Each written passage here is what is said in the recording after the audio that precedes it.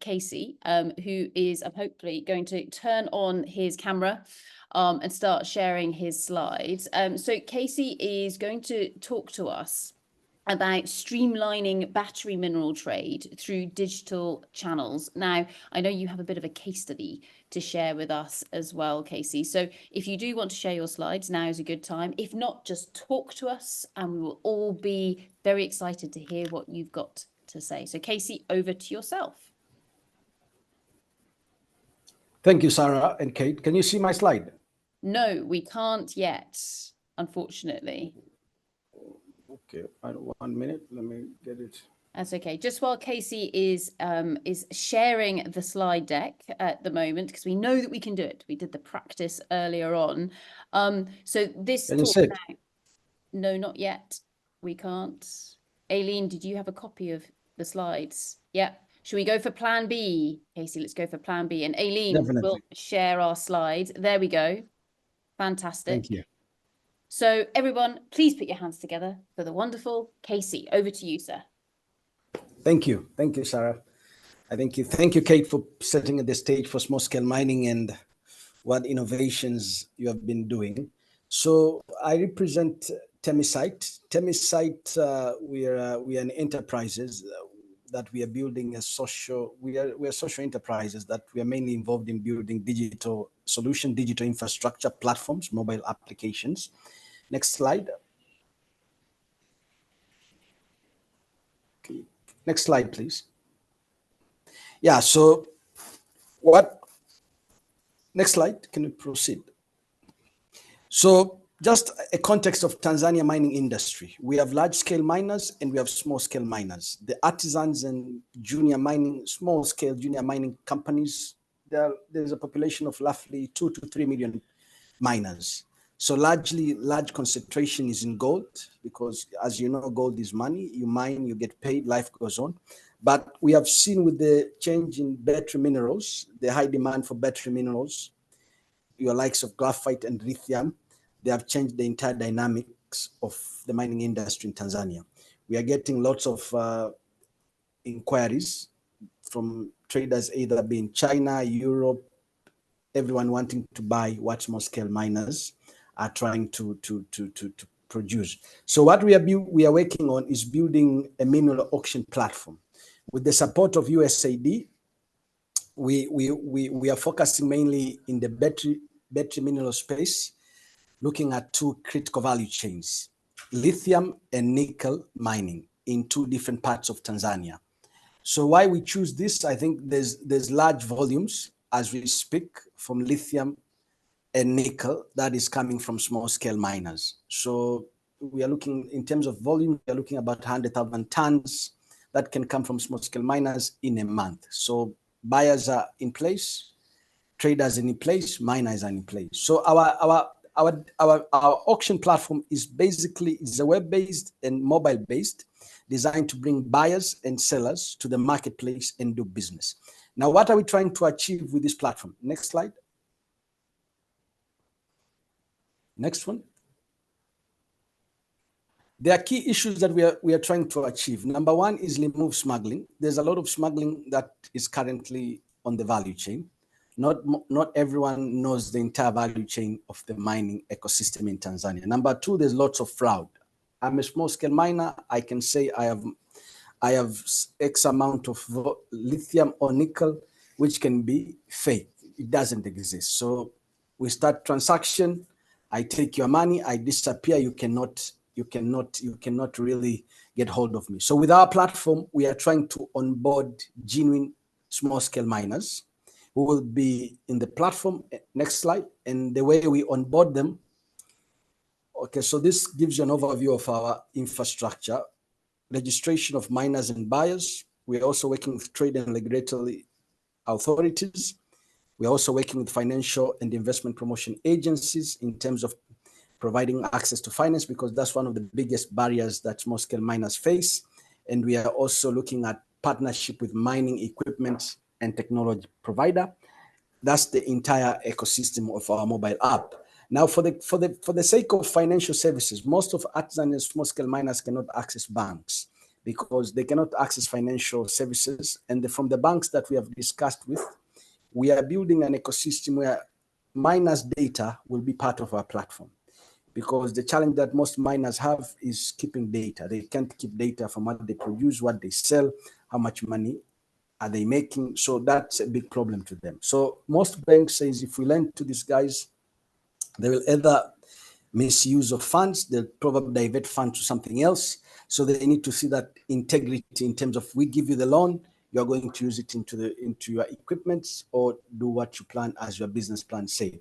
So our partnership with the banks is actually to bring small scale miners to have access to loans. So the challenge that we have seen is it's very difficult to open doors to the banks. So the banks will be part of the platform, looking at traders who are doing very well, looking at traders who need financing or miners who need financing, and then provide access to finance. In terms of partnership with equipment providers and technology, the gap that we have seen is most small scale miners, because of their level of literacy and knowledge, they have no idea what this equipment costs or what it's all about. So in most cases, if they have to buy through a broker, they tend to pay overpriced equipment. So it's quite complicated.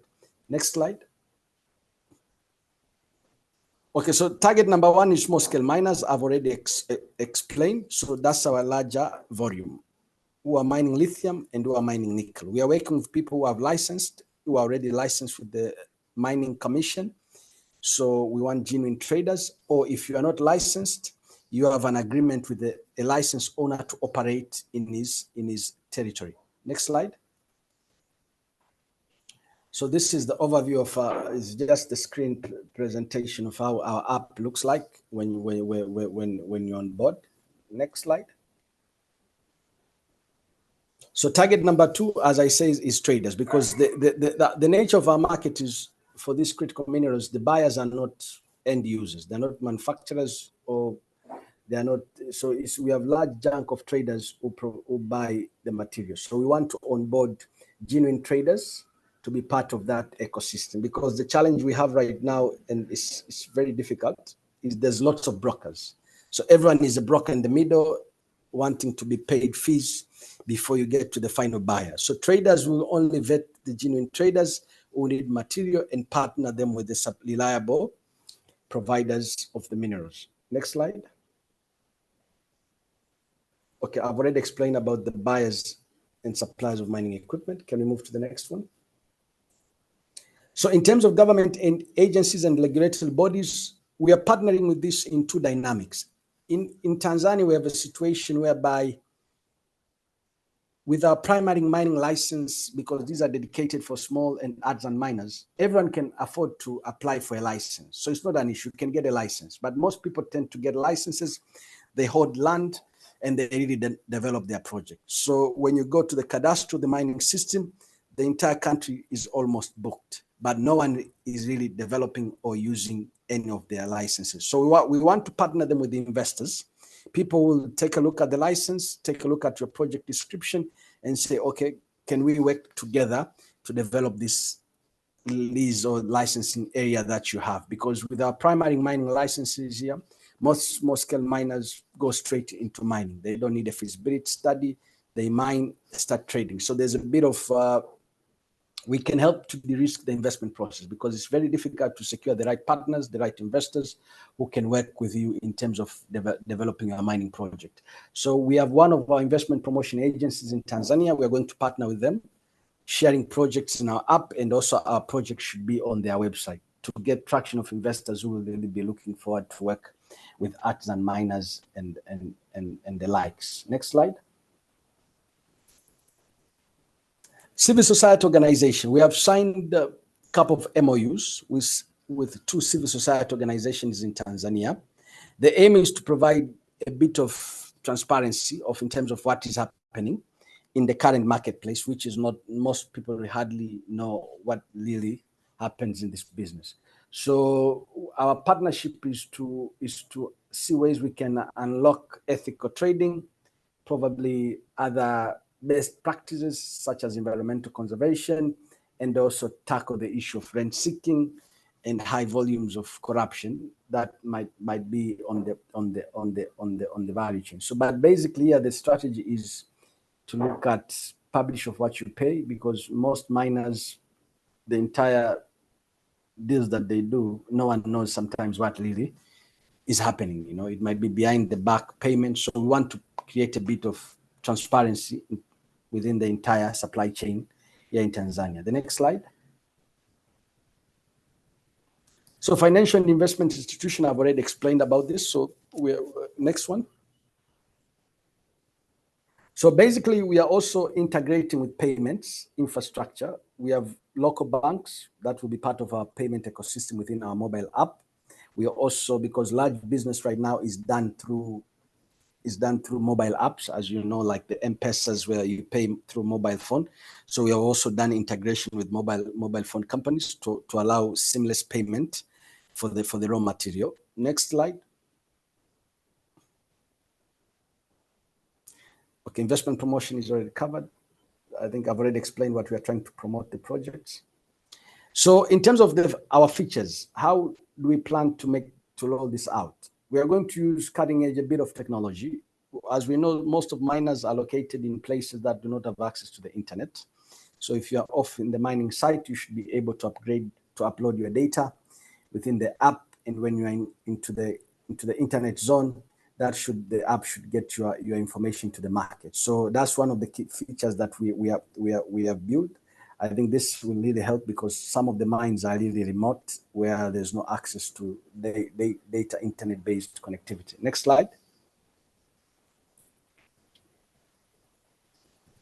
So offline mode, you should be able to get your information, the quantity you have produced, what you're looking to sell, and then when you're connected, business should be going.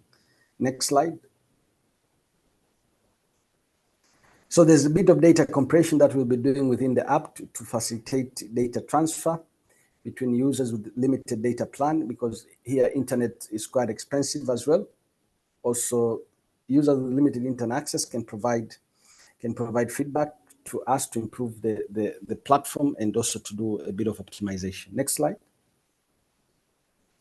So this is the entire value proposition for our system in terms of small scale miners, promotion of access to best prices, improve socioeconomic welfare, connect them to the best suppliers of equipment. We are working with government agencies.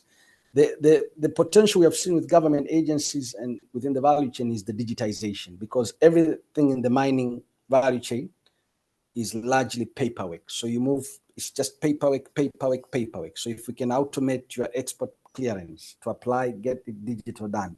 So we see a lot of value in terms of bringing digitization to the mining ecosystem. So I've said that, as I've already spoken with the buyers, current miners are not getting a lot of good pricing because, you know, if there are very few remote buyers, then they control the price. So we hope with a large volume of buyers in the marketplace, there'll be competition and miners will get better value for their produce and what they are working on.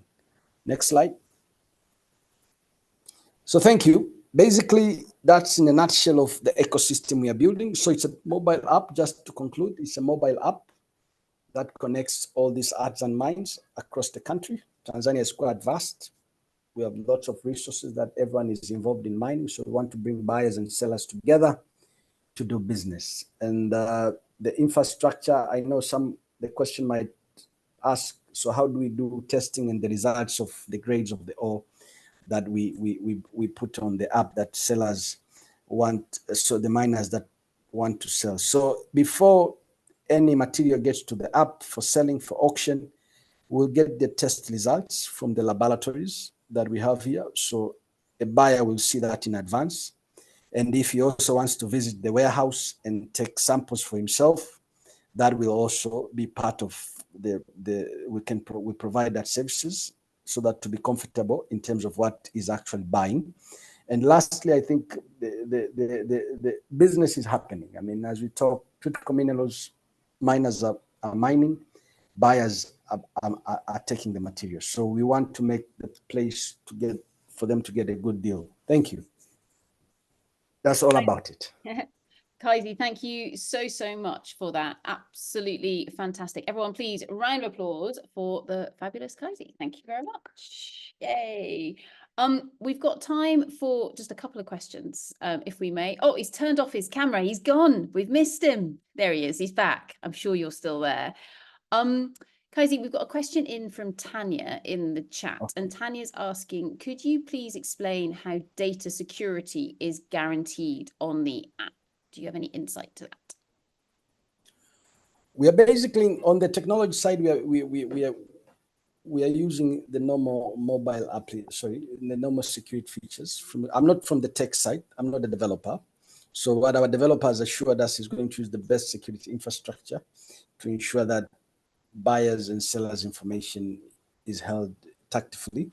But just in terms of security, because for us the biggest issue is genuine information between different partners. So we want to know the miner that is on this platform, does he have a genuine mining license? Is he a genuine miner? You know, that's the most critically important to us. And the buyer that comes on the platform, is he a genuine buyer? Does he have the genuine paperwork? Can he do business? So to remove a bit of fraud that is part of this business in this part of the world. So that's what our focus priority at the moment is aligned to. So the tech stuff, I'm not very good at it, but I'm sure we're going to use a bit of encryption so that your information does not get out of in the wrong hands. Brilliant. Thank you very much, Kaisi. And I'm sure, Tanya, we can find some more details on that for you as well. So that might be able to help answer your question.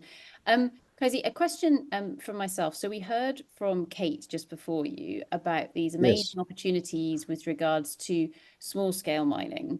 Now, I'm loving what you've done in terms of actually bringing the money or the ability to borrow money from a bank to the table of the miners. And then obviously, as you've very articulately shown us, those relationships with the governments on the permitting side, etc. So all of those different stakeholders.